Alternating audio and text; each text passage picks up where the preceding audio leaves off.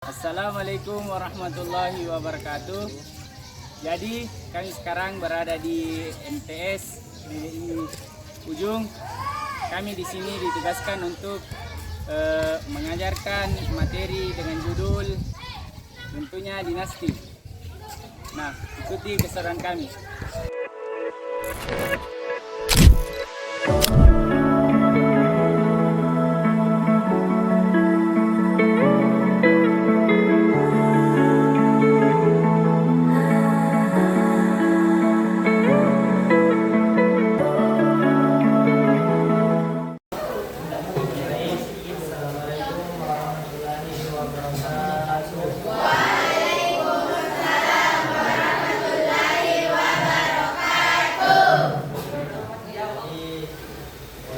Sebelumnya saya memohon maaf kepada adik-adik sekalian karena mengambil waktunya. Karena mungkin jam pertama ini adik-adik belajar IPS. Tapi tadi saya sudah bicara sama guru yang mengajar IPS untuk digantikan dengan pembelajaran SKI. Berhubung kakak dari kampus di IAIN Parepare memiliki tugas mata kuliah yaitu praktik mengajar. Jadi saya memohon dan meminta kerjasamanya sebesar-besarnya kepada adik-adik sekalian untuk menyukseskan tugas saya di kampus. Jadi perkenalkan, nama saya Muhammad Hidayatullah, bisa dipanggil Dayat.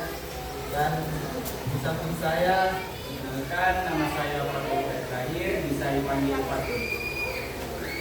jadi insya Allah pada hari ini kita belajar SKI dengan tema yaitu untungnya dinasti dan nilai dan analisis dan nilai moral. Nah, sebelum pembelajaran dimulai, saya meminta kepada adik-adik satu orang untuk memimpin doa sebelum pembelajaran dimulai.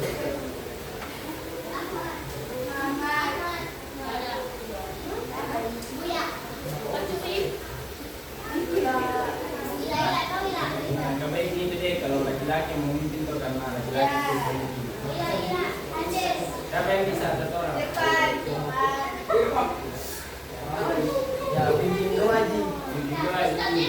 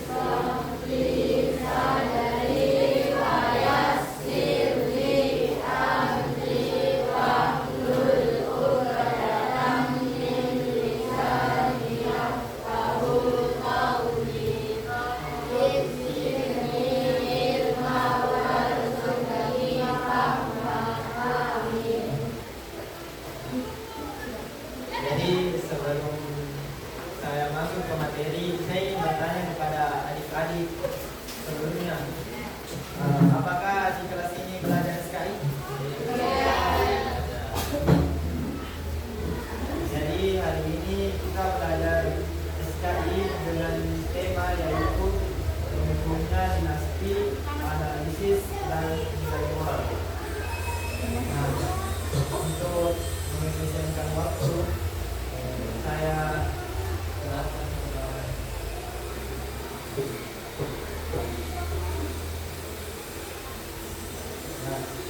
mohon maaf saya lupa tadi tujuannya. Jadi tujuan pembelajaran SKI itu dengan tema tadi yaitu membantu kita untuk mengetahui apa saja faktor-faktor yang menyebabkan dinasti itu runtuh. Karena tidak mungkin sebuah dinasti yang berdiri runtuh begitu saja tanpa adanya faktor atau penyebab yang membuat dinasti tersebut runtuh. Nah, kita juga bisa mengambil pelajaran bahwa kita harus menjaga lingkungan sekitar, baik itu lingkungan sekolah ataupun seperti pada materi yaitu dinasti, agar tidak runtuh atau tetap terjaga dengan baik. Nah, baiklah, pada materi pertama yang dibawakan oleh teman saya Fatul, saya persilakan.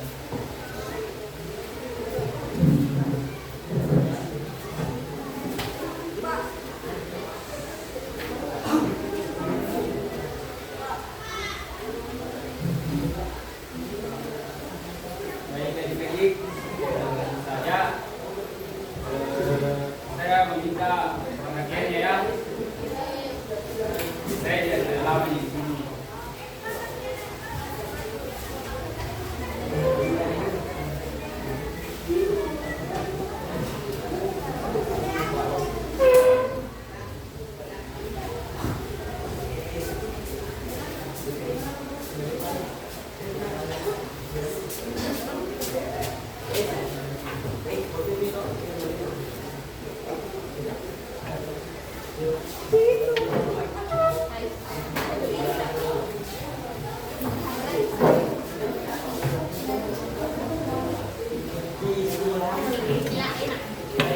Sebelum saya masuk kepada materi, saya ingin bertanya kepada adik-adik sekalian, apakah adik-adik tahu apa itu dinasti? Ada yang tahu bisa angkat tangan?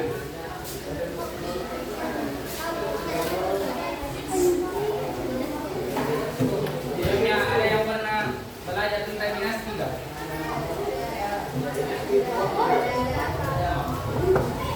Ada?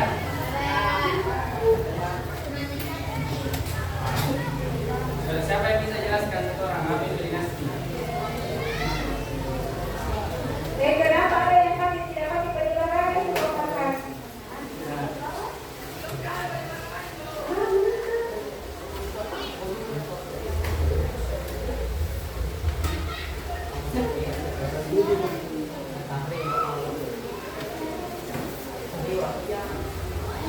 Tapi pemahaman dia kedua anak itu yang lalu berapa banyak dan berapa dilaporkan sama saya. Apa itu? Aku pergi kamu dihitung berapa? Yang berada Jadi dinasti itu adalah suatu bisa dibilang suatu kerajaan yang dipimpin oleh satu keluarga yang turun-temurun. Contohnya ada seorang keluarga yang bapaknya dulu menjadi seorang raja. Nah, setelah orang tuanya wafat, maka dilanjutkan oleh anak dan cucunya. Itu yang dimaksud dengan dinasti. Nah, adapun faktor keruntuhan dinasti itu terbagi menjadi dua, yaitu faktor internal. Nah, ada yang tahu apa itu internal? Ada yang tahu kah? Apa itu internal? Apa? Coba angkat tangan.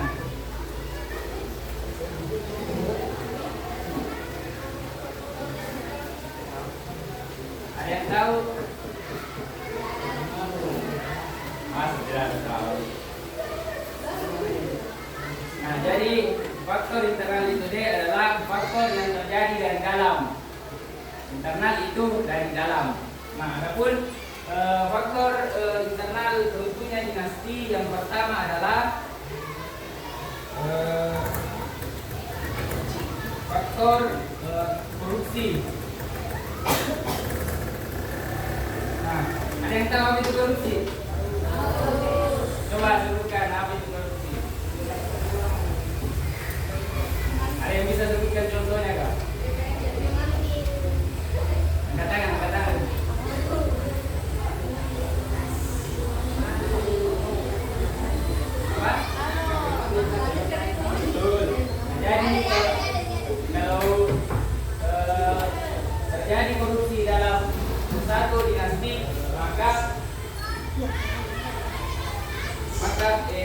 korupsi terjadi pada suatu dinasti, contohnya para pejabat dan pemimpin hidupnya mengambil hak orang lain, sementara rakyatnya yang menderita, maka dinasti itu akan hancur.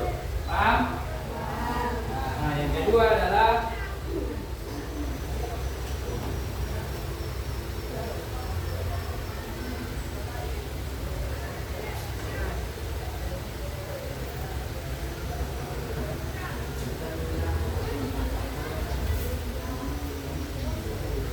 perebutan kekuasaan. Apabila di suatu dinasti terjadi perebutan kekuasaan, maka sudah dipastikan suatu dinasti itu akan hancur. Yang ketiga adalah ketidakadilan sosial.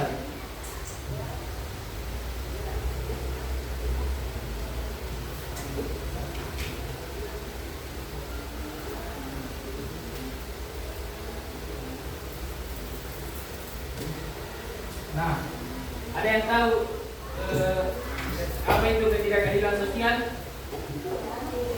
Ada yang tahu? Bisa angkat tangan kalau ada yang tahu.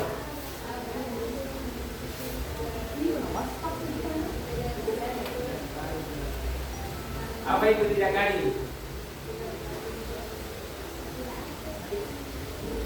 Lagi?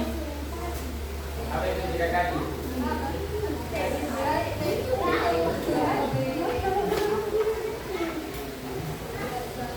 Coba angkat tangan.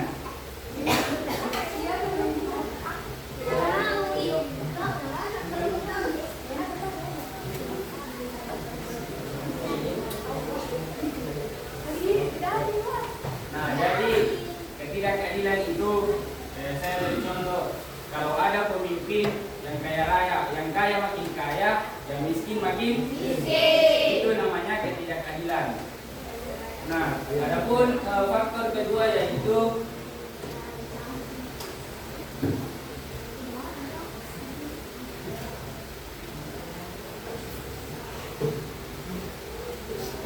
faktor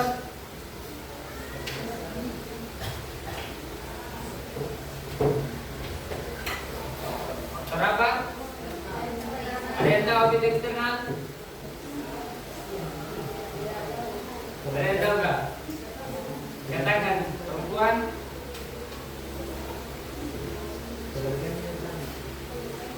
Tidak. Apa itu faktor eksternal? Tidak. Apa itu faktor eksternal? Hah? Ya betul. Kan tadi internal dari dalam, eksternal dari luar. Adapun faktor eksternal yang terjadi dari luar, yang pertama adalah invasi.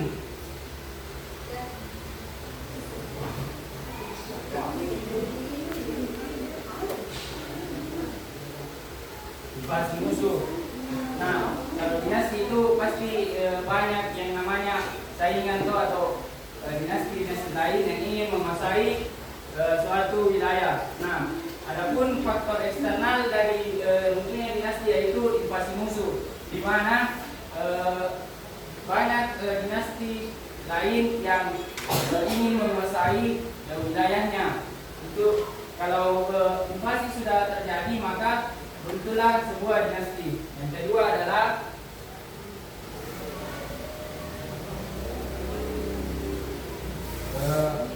faktor ekonomi.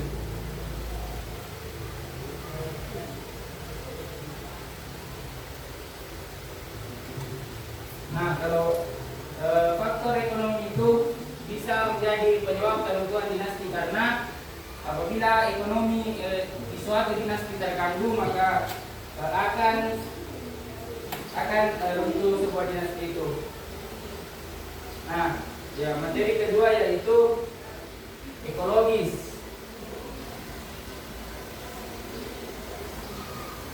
Atau faktor geografis. Nah, ekologis adalah hubungan antara manusia dengan lingkungan. Nah, adapun ada dua faktor yang menyebabkan ekologis ini berhubungan dengan keruntuhan dinasti. Yang pertama adalah bencana alam.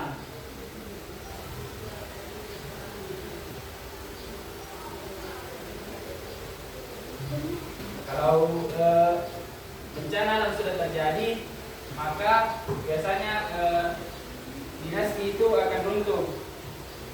Yang kedua adalah eksploitasi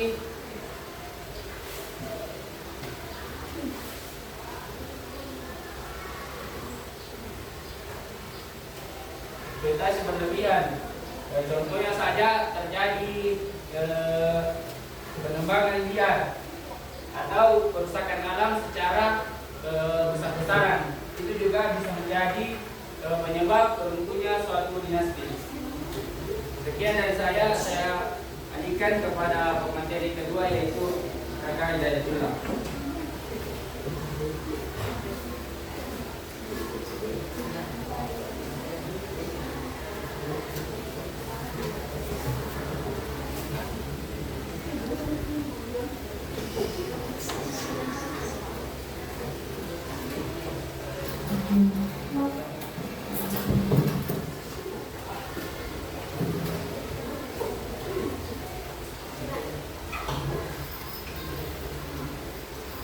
Nah, jadi itulah tadi adik-adik pemaparan materi yang dibawakan oleh teman saya tentang runtuhnya dinasti dan faktor internal dan eksternal yang membuat dinasti itu runtuh.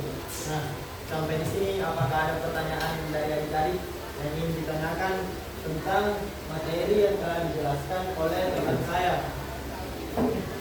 Apakah ingin bertanya tentang seputar penjelasan tadi? Apa yang mengganjal di pikiran teman-teman atau adik-adik tentang materi yang telah dipaparkan teman saya?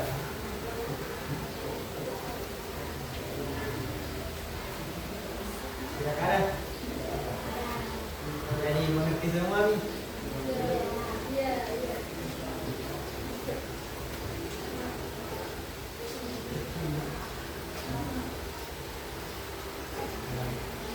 Setelah mengetahui runtuhnya dinasti, penyebab runtuhnya atau faktor melalui internal dan eksternal dan ekologis atau yang berhubungan dengan lingkungan, ya saya akan menyampaikan materi selanjutnya, yaitu nilai moral. Nah, sebelumnya ada yang tahu di sini apa yang dimaksud dengan nilai moral?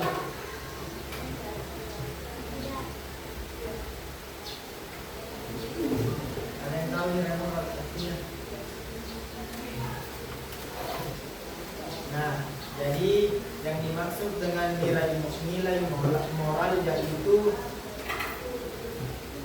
kejadian atau hikmah yang dapat diambil dari kejadian tersebut.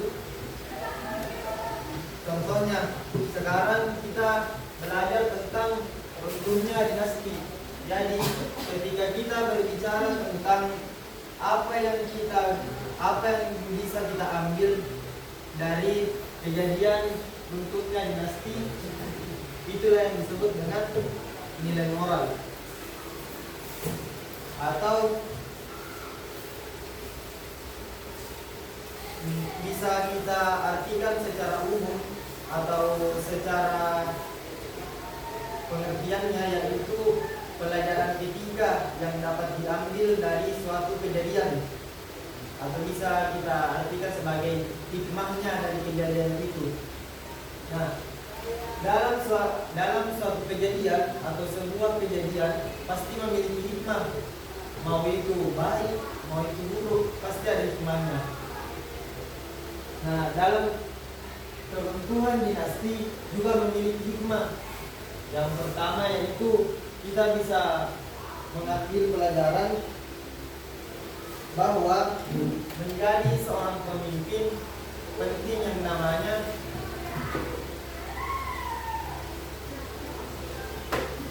namanya berlaku adil, seperti yang telah dipaparkan tadi oleh teman saya, yaitu apa yang membuat dinasti itu yaitu adanya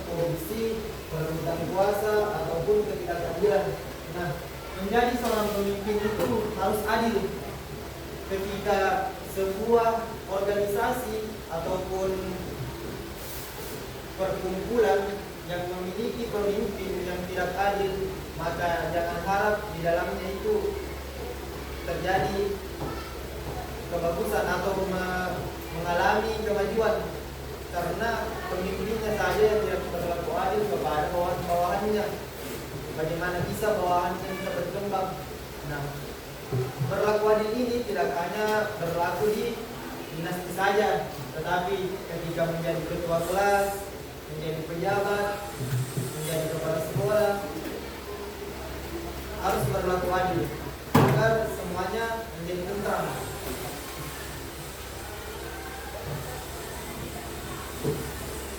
Nah, hikmah yang kedua bisa diambil yaitu rasa tanggung jawab.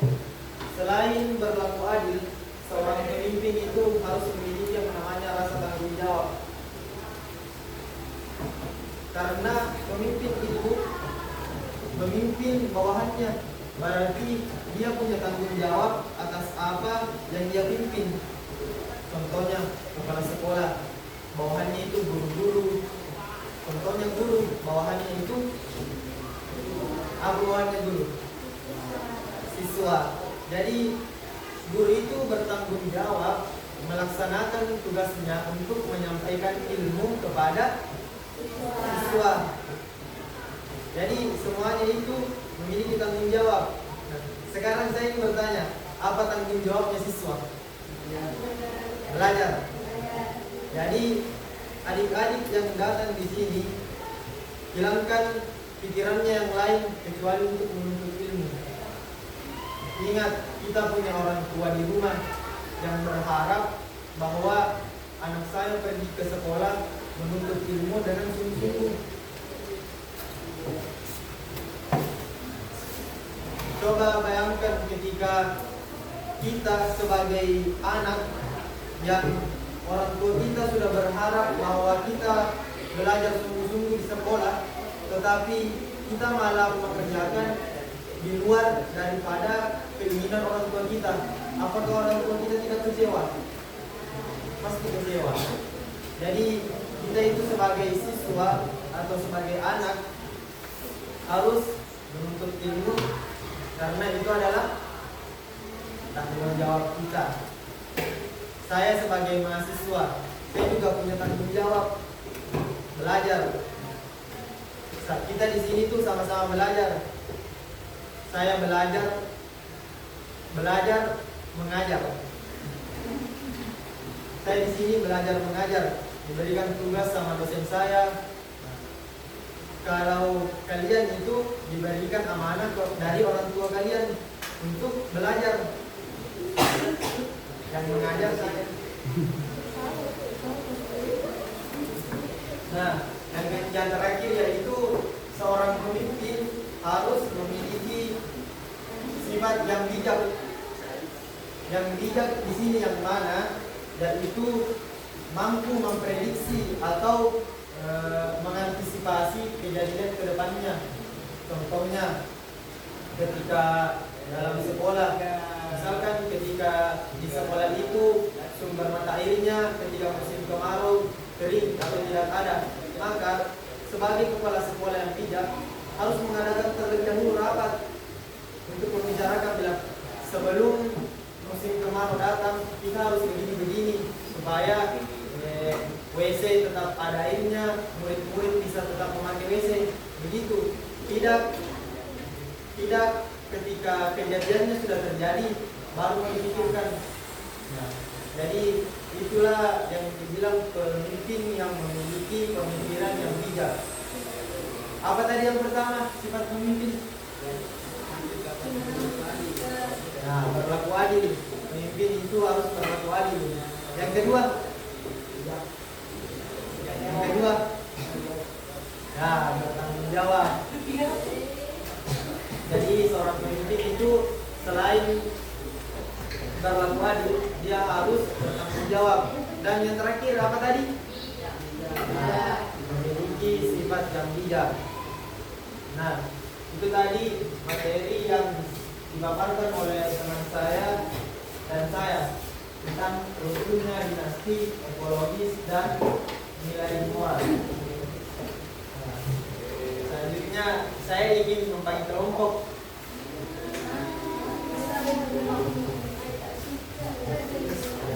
Mau campur atau laki-laki perempuan? Jadi dua kelompok, laki-laki dan perempuan.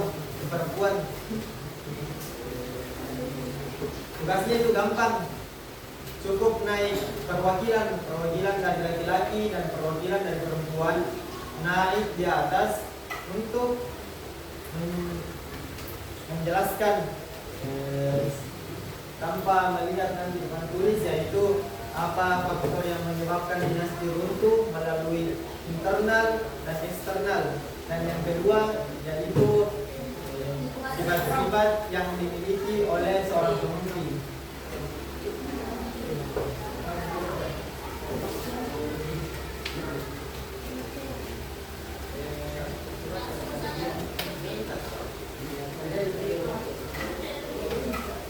Jadi yang dari laki-laki, siapa yang ingin perwakilannya?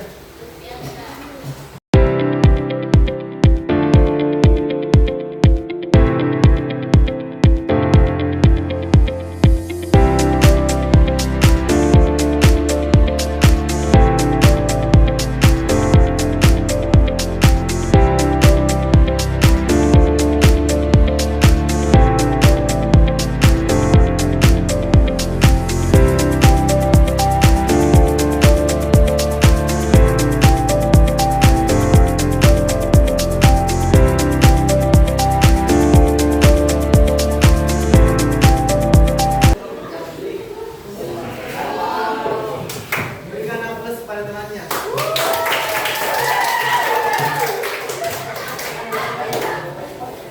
Saya ingin bertanya, mau ini materi apa? Ya, mau apakah sifat seorang pemimpin atau faktor yang membuat dinasti runtuh?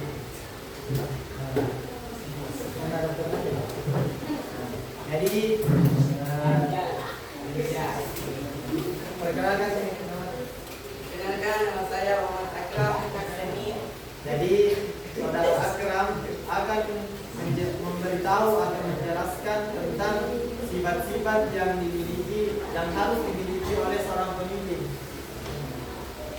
Menjadi pemimpin itu harus adil dan bertanggung jawab dan tidak melaksanakan tugas. Berikan aplaus kepada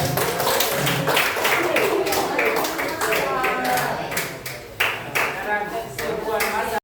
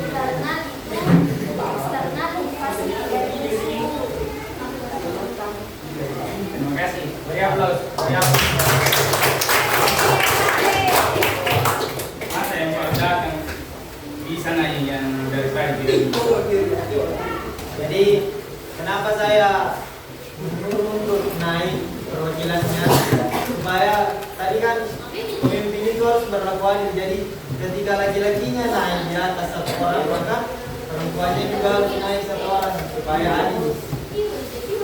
Tapi yang tidak adilnya itu karena tadi barusan datang masih naik, sedangkan ada yang dari tadi mendengarkan penjelasan tetapi malu-malu. Bukan tidak tahu tapi malu. Nah, mungkin itu saja yang bisa kami bawakan. Mohon maaf bila ada kesalahan karena kami di sini deh masih belajar juga. Kami masih berproses. Nah, satu pesan dari saya, jika berproses itu adalah luka, maka bertahan adalah bentuk cinta yang paling nyata. Sekian dari saya. Wabillahi taufiq wal hidayah. Wassalamualaikum warahmatullahi wabarakatuh.